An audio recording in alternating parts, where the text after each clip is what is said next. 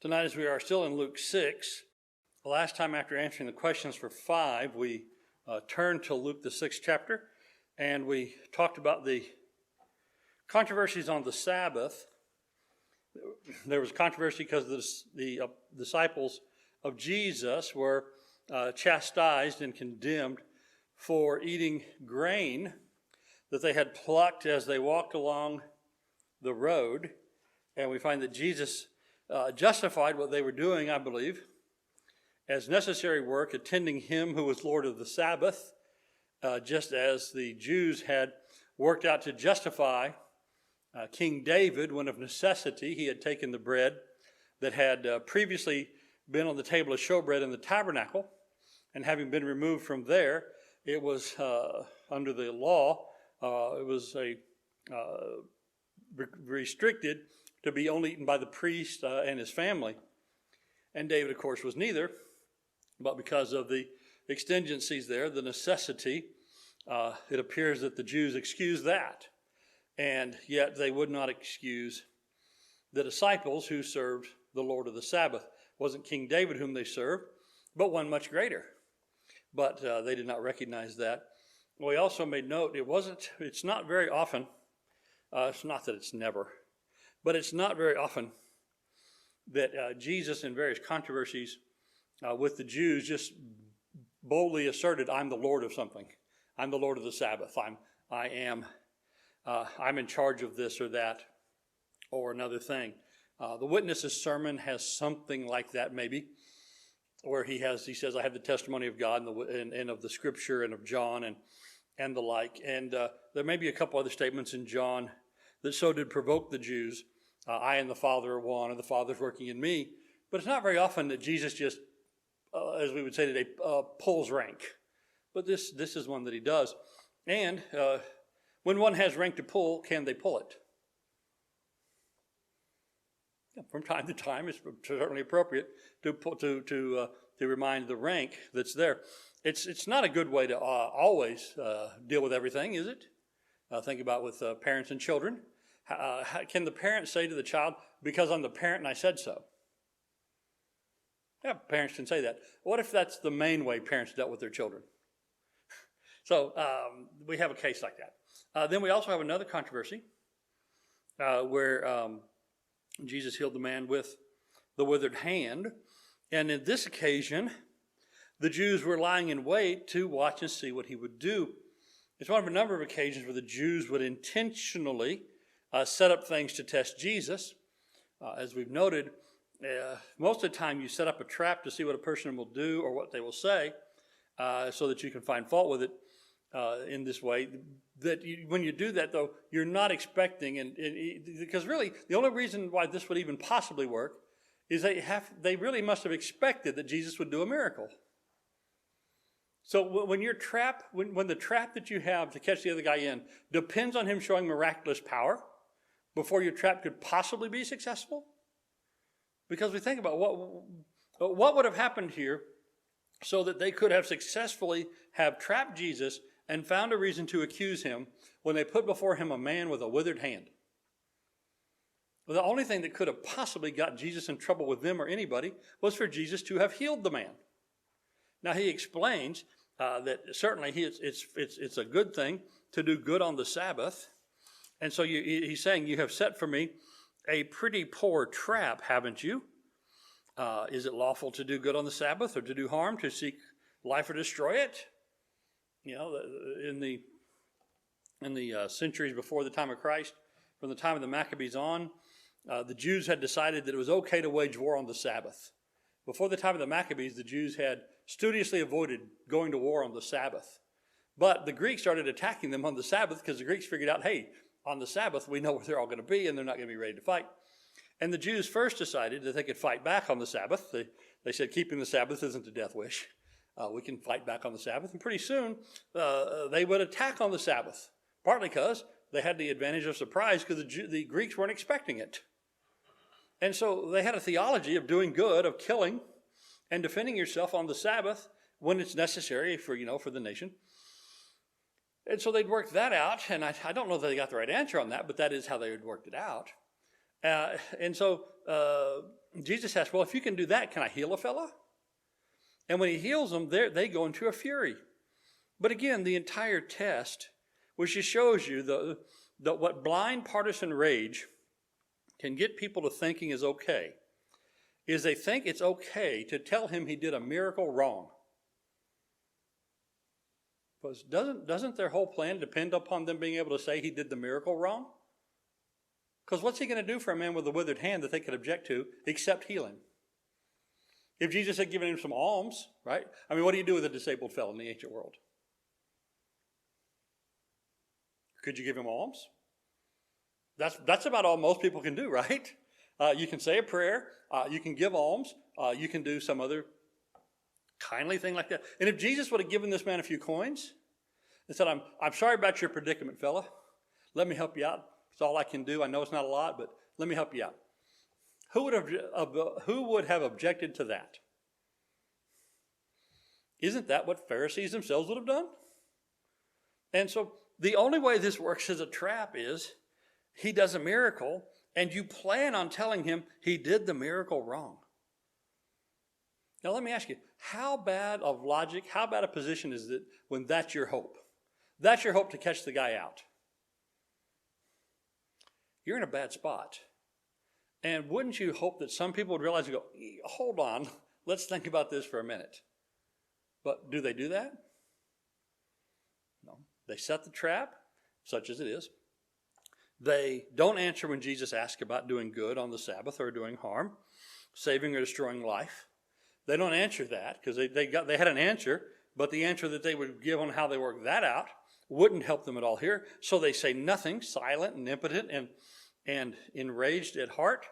And when he heals the man, they are in fury, filled with fury. Now we think about the man who got healed. What do you think he felt about the matter? I can't believe it.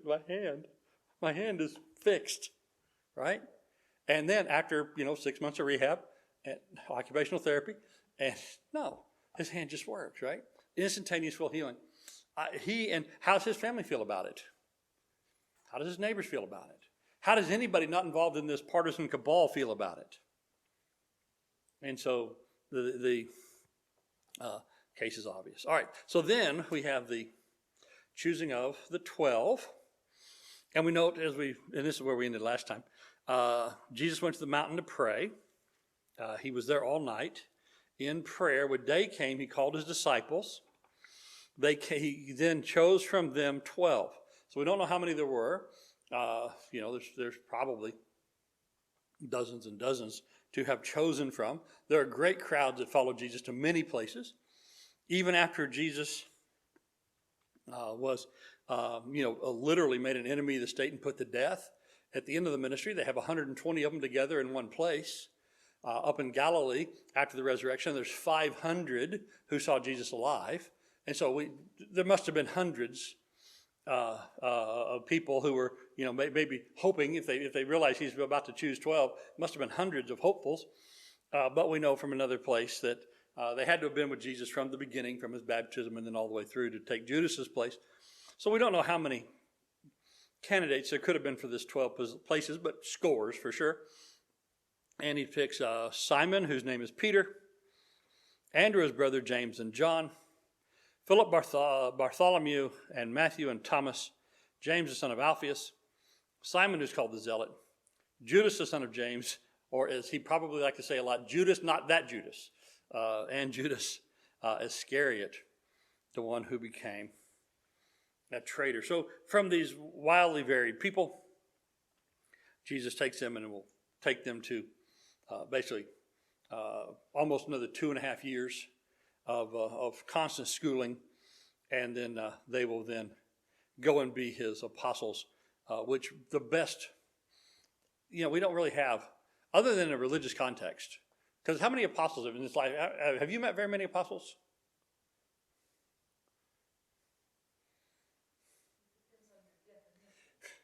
Yeah, have you ever even met people who use the name and title of apostle? Yeah, I know somebody.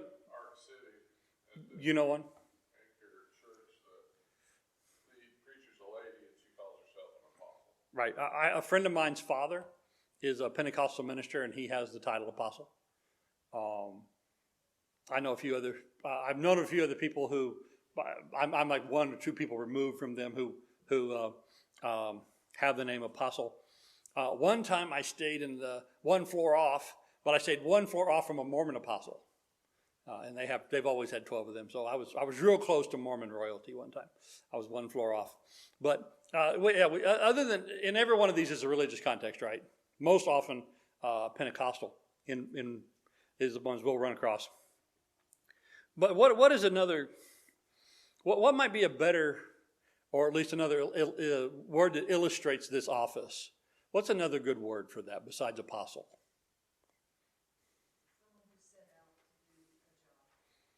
Right. That quite literally, that's what the word means. One sent, one that is sent. Ambassador. Ambassador is probably the best modern equivalent word to apostle. An ambassador. And you think about an ambassador, I've only met an ambassador once. 4th of July party, American Embassy, small country. They invited all Americans to come have some free hot dogs. I'd take a free hot dog, especially on the 4th of July. And the ambassador was there, and he was circling around the garden and shaking hands. And so I have met an ambassador once in my life. So as it turns out, I've run into quite a few more apostles than ambassadors. Ambassador. Another good word. It's a little bit dated, and maybe one that we wouldn't use in our polity, but there are people who would use it. The word emissary.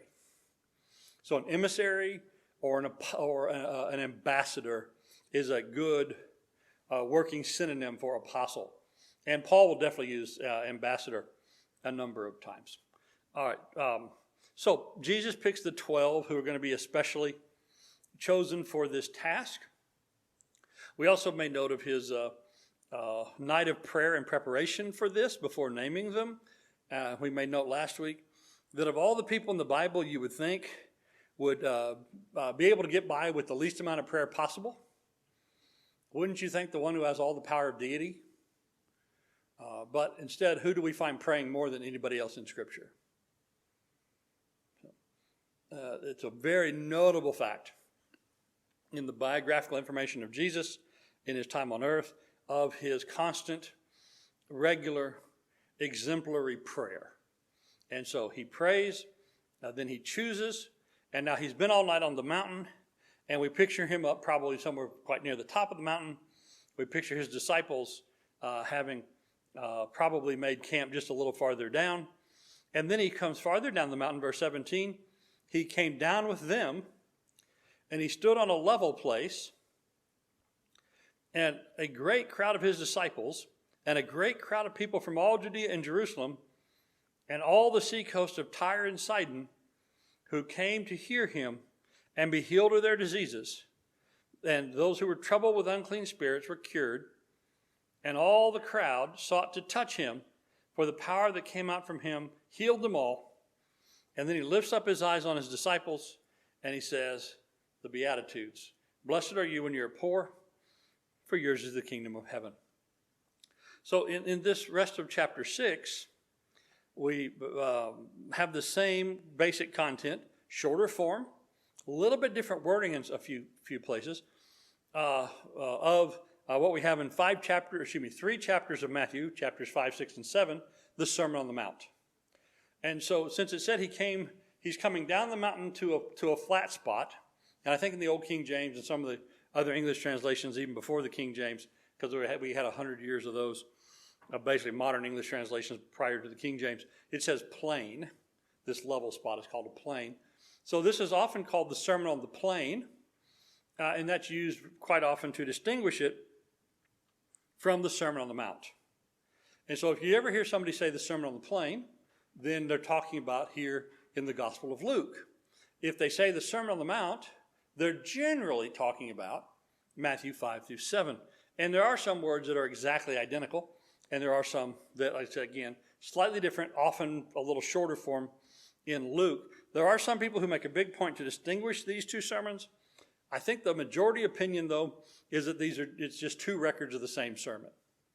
But if you hear it mentioned Sermon on the Plain, And the quote doesn't sound quite exactly, or maybe the quote, there's a quote that sounds very much like the Sermon on the Mount, but not quite, then chances are it's from here. I've gone back and forth whether it's one sermon or two, but I kind of think it's probably the same sermon, just a slightly different record of the same sermon. But in any case, we do know that Jesus taught the same message consistently from place to place. And so whether it's one sermon or two, ends up making precious little difference. But what we'll note is it's preceded by this, again, as we've seen a few times, miraculous, almost like super miraculous, or greatly miraculous. Every miracle is great, but great in quantity. This great outpouring of miraculous healing for all these people. Jerusalem, Judea, now they're from Tyre and Sidon. And, of course, we think about, at this place, maybe Gentiles coming to here as well, right? Of course, there's a lot of Jews in Tyre and Sidon. But after Galilee was an area of mixed ethnicity. There was a lot of Gentiles in and around Galilee, and especially on the edges. So there's also a lot of Jews just on the outskirts of Galilee. So in any case, we might have a goodly number of Gentiles hearing this as well. Besides, if you're afflicted by an evil spirit and you're a Gentile and you hear this Jewish prophet can heal evil spirits or heal diseases, what would you do? I'd go try too. I'd go try that. What could happen if you said no? Right where you were. But what happened if you said yes? So, great outpouring of miracles on this massive multitude. And there, I picture this as a flat spot on the side of the mountain. So it's so often, kind of a natural amphitheater. We see Jesus talking to such large crowds. And now we're going to have the Sermon on the Plain, or most likely a short version of the Sermon on the Mount. All right, I've talked for a little bit. Questions, comments, rejoinders, etc.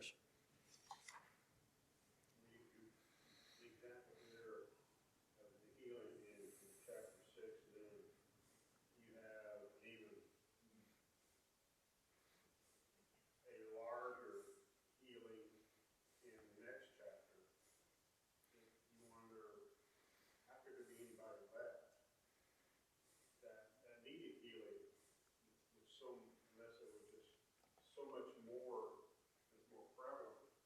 It just, to me, it seemed like they're always healing. It seemed like there's another ready to take its place. Yeah, I think that would be largely true today as well. How many people, and this is the age of no medicine. This is the age where a number of the problems that we have, which are, surgery.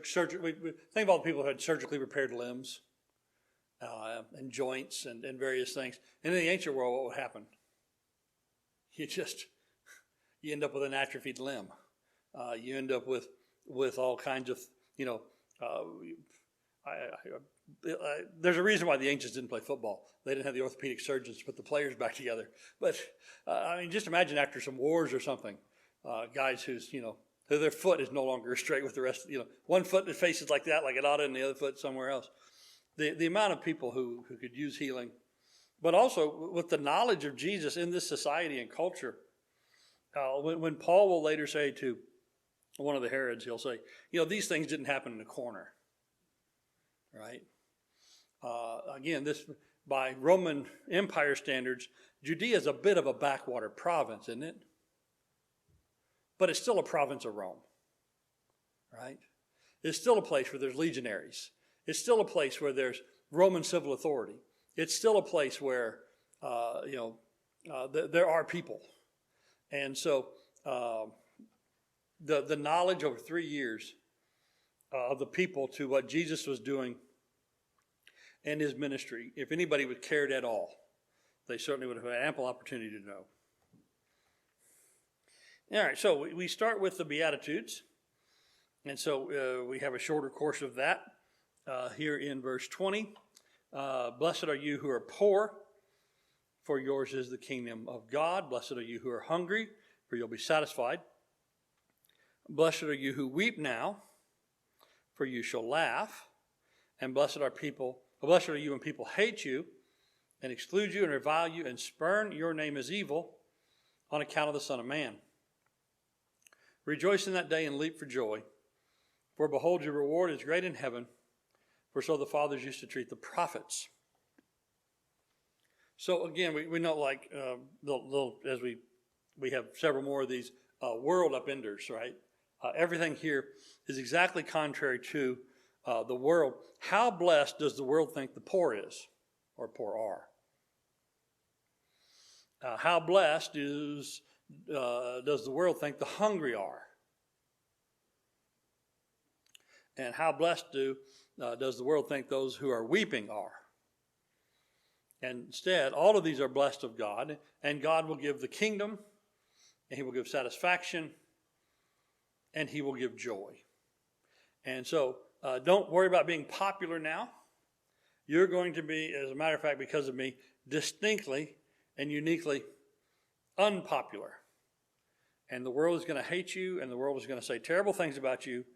And the irony is today when this prophecy is fulfilled, and this is the Beatitudes here, I do have this prophecy of how things will be.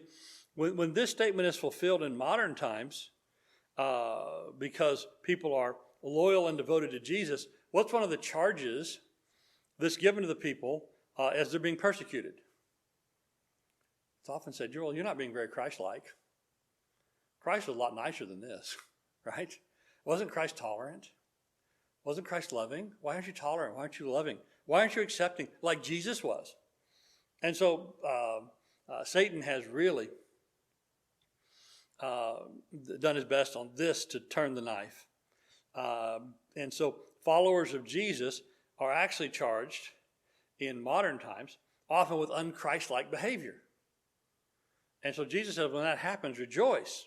Now, having said that, we have to be careful in some ways, because how many people exhibit un-Christ-like behavior? People tell them they're un-Christ-like, and what do they say? Well, you're persecuting me. And so we do have to be careful with that. Is everybody who is charged with un-Christ-like behavior being persecuted? No, but are some? Yes.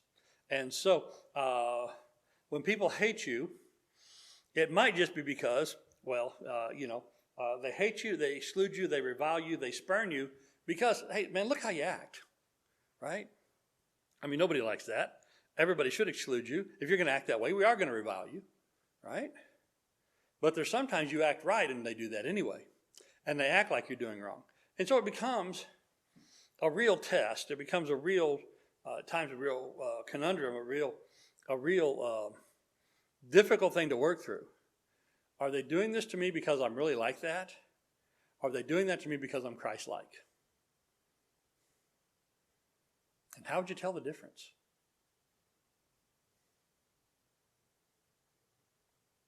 Anybody?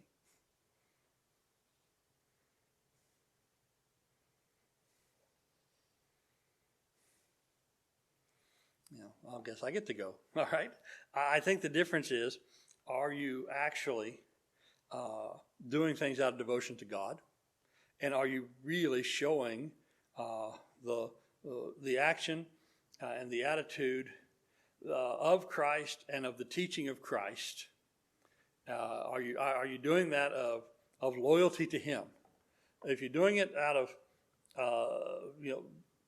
selfishness, if you're doing it without self-reflection, if you're doing it without self-examination, you're probably just somebody that people like to, exclude and revile and spurn because they don't like you. But if you look with true self-examination, are you loving your neighbor? Are you living in the right way? Are you, is there a right principle of Scripture? Are you applying that in your life? And they're still acting that way toward you. Well, then maybe it is because of persecution. Another thing you might do, if you ever are in a quandary of that, ask somebody who's trustworthy and not quite directly in the situation, go, hey, why don't people like me? Ask somebody of good counsel and good wisdom, why don't people like me? Why do people revile me, and why do people spurn me? And if that person of decent wisdom and good reputation says, well, it's because of the way you're showing Christ, that might be a good clue. But if they say, well, let me tell you a few things that you might need to know about yourself, then it might be that.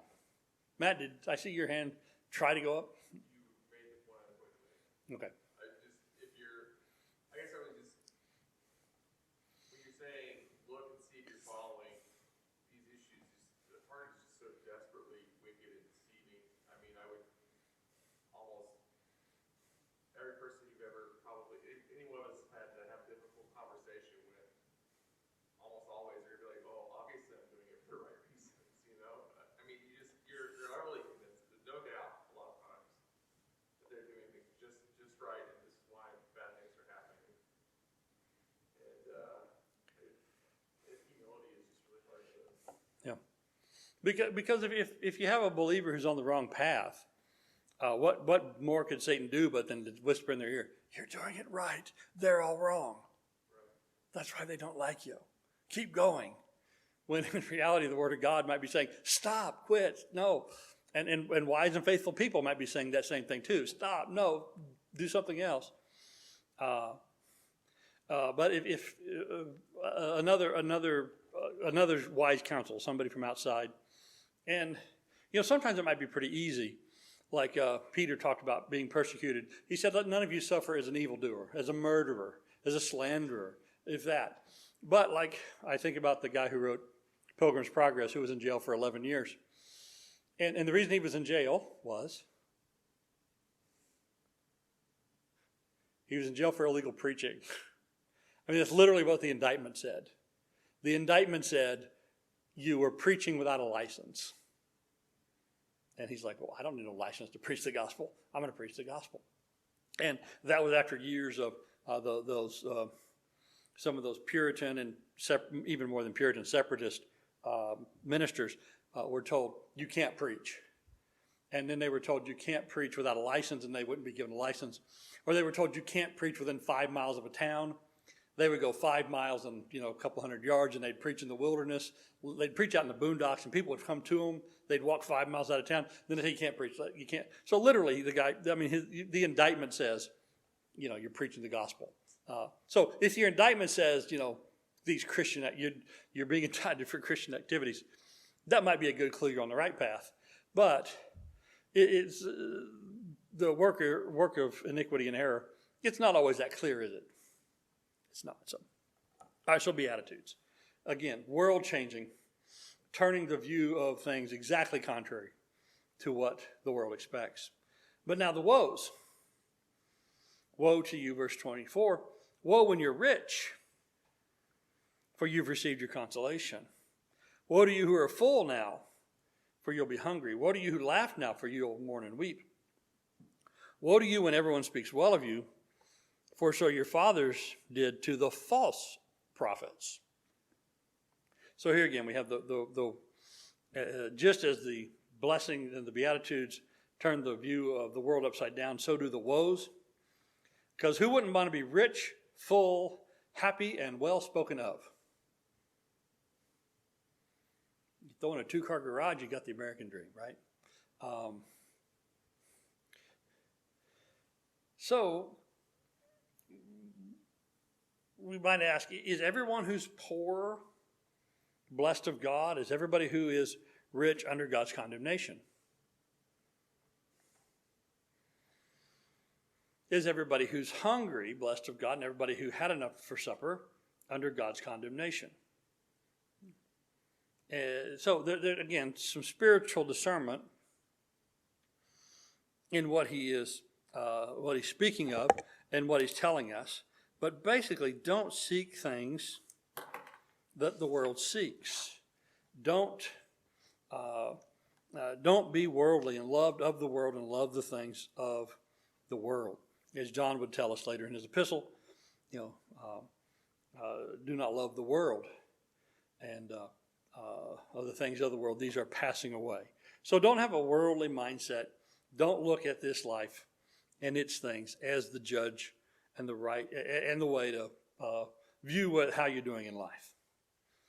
All right, the next next paragraph, again, turning the world upside down in its view, is to love your enemies.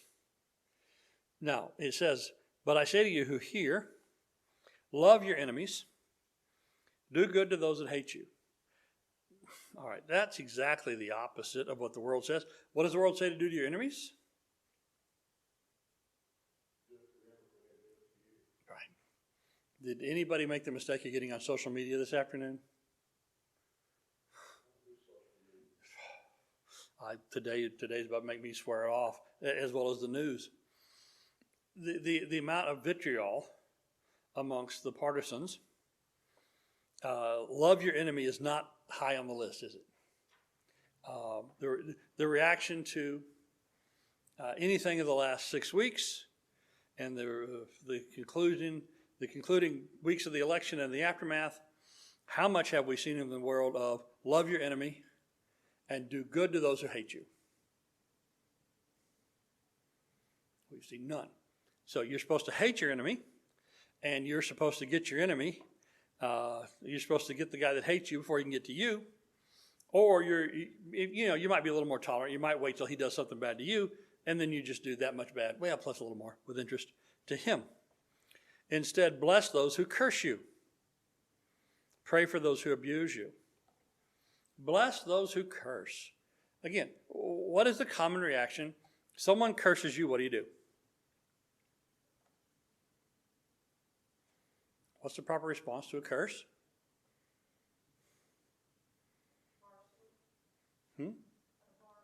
A bar of soap. Yeah, if your mother hears it. But in the world, someone curses you, you curse them back. And do you curse them back in the same way they cursed you? Well, that plus their mother, right? And so that's how the world handles that. Pray for those who abuse you. So here are people who are actively doing you harm. Have them in your prayers. If they strike you on the cheek, offer the other also. From the one who takes away your cloak, don't withhold your tunic. So if they're going to take, well, let them take a lot. Here, you can have it. You need it? Take it. I guess you must need it. You're taking this from me, right?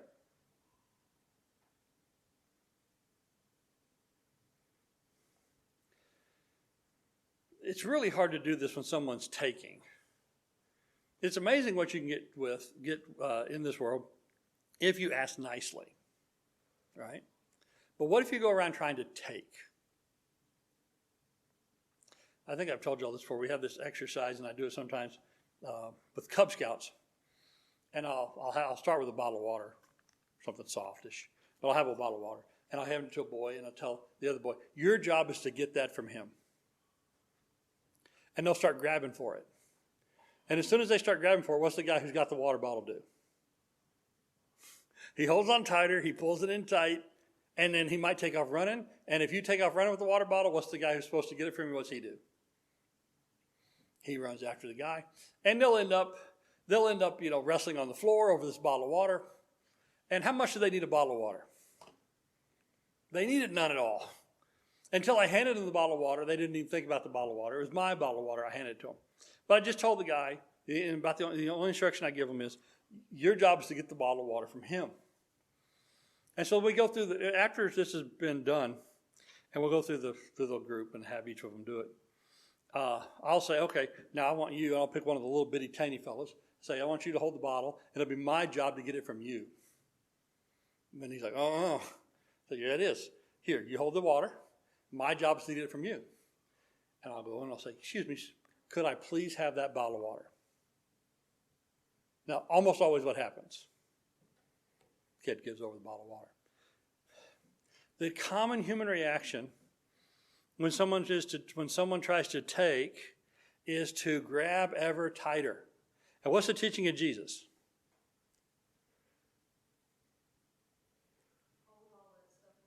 Let it go. Let him have it. And let him have some more. Now, what about the guy who says, well, if I do that, I won't have anything left in this world?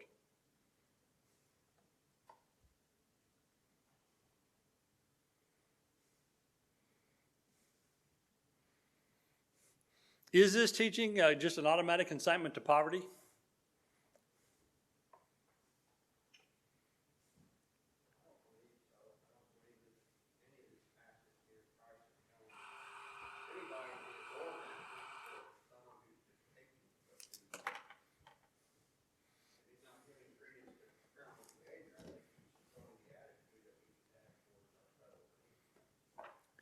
It is a bit hyperbolic, and I think it is about the attitude we have toward things and the things of this world.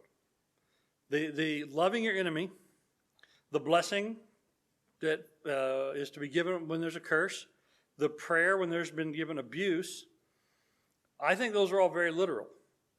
I think the turning the other cheek instead of taking revenge is also literal. Now, we also note, is somebody striking you on the cheek, is that life-threatening? It's a challenge or it's an insult. Don't rise to challenge and insults. And what about things like, even as much as your coat and your tunic, most of these are petty things, right? And also the loaning without being overly concerned about getting them back, right? It's about small things and petty things. So no, I think this would be over-applied if we developed an attitude or a doctrine of absolute pacifism, or if we denied the biblical right to self-defense, which I think we could find from other passages. But when it comes to things of smallness, of pettiness, of things we can afford to lose, of things that really don't matter, the one thing we got to take out of it is our pride. Because how much wrong is done because people's pride has been offended, because they think their honor has been insulted, because I don't deserve to be treated that way. And that kind of defensive posture leads to a whole host of wrong reactions. And I think that is the primary thing which Jesus is trying to get us to look over and to look past the things that the world takes pride in. We would not, because where's our source of joy, our satisfaction, our fulfillment, our contentment, our provision? Where's that found for us? It's all found in the things of God. And what about these things of the world? And even when it comes to the world, our own reputation, and how somebody might think you're not a big man if you let him hit you and you didn't hit him back. Well, what do I care? Real quick, I think I agree with you. I think it's maybe a little bit. I tend to think you a shade even more literal than that, because those, like giving your tunic back then, that's not a minor thing. I mean, Tiffany was telling me the other day she heard that by calculation of man hours, economists, archaeological economists say like a shirt like what we would wear would be like $3,000 in today's money. So it's not insignificant. And so he also says if you have two, give him one. Yeah, a month's wages to be properly clothed, right? Right. Yeah. I mean, and that's an imprecise. Right. Yeah. But roughly, and so it's not nothing. It's pretty significant.